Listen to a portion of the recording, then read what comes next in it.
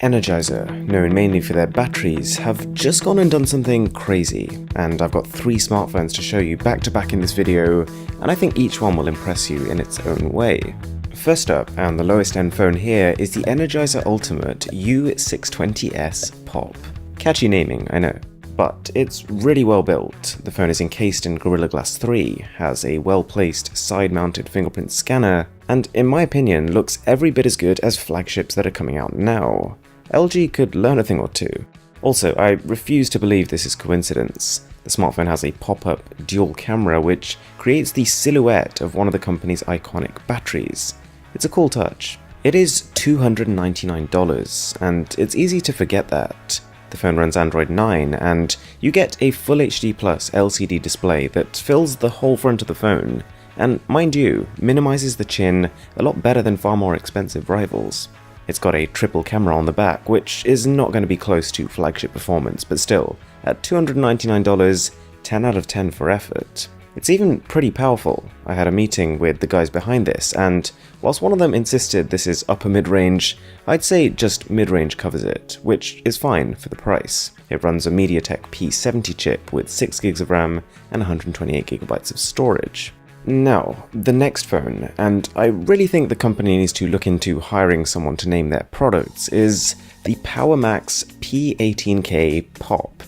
And, well, it's a complete monstrosity of a smartphone. In fact, even to call it a phone would be a bit of a stretch, seeing as this thing weighs more than some tablets at 472 grams. It's still just as solid and well built, but surprising because it's in a form factor that I've never seen before. You know, the funny thing is though that Energizer have built a device thicker than 3 flagship phones stacked on top of each other and still haven't added a headphone jack. It's ironic, but it does make sense because this phone is all about the battery and a headphone jack might cut into that, or mean the production of a custom cell to fit around it.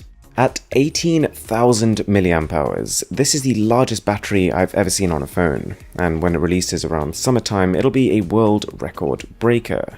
And they've managed this by stacking 3 6,000 mAh cells on top of each other. So, what are the numbers? Well, according to the chief product guy, a conservative estimate would be 40 hours of gaming, 90 hours of call time, and a pretty staggering 50 days of standby time.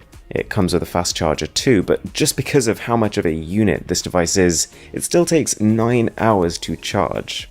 In terms of other specs, it's pretty much identical to the first phone I showed you, but this mammoth battery has essentially doubled the price of the phone, which I was quoted would be on sale for around $600. I'd be curious, would you consider paying double for a phone with a significantly better battery? So, what's the third phone? Well, it turns out that Samsung and Huawei are about to get some flexible competition, in the form of, wait for it, the PowerMax P1800S. It's actually quite a serious phone. Although they didn't have any pre-release models for me to try, it should combine a price that is, to quote, definitely not $2,000 and top-tier specifications.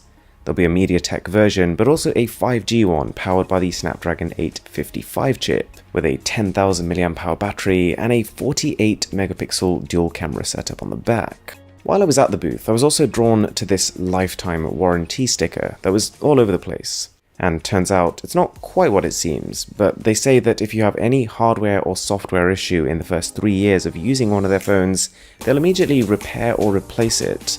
So it's still pretty cool. If you enjoyed the video, a sub would be massively appreciated, and as always, my name is Aaron, this is Mr. Who's the Boss, and I'll catch you in the next one.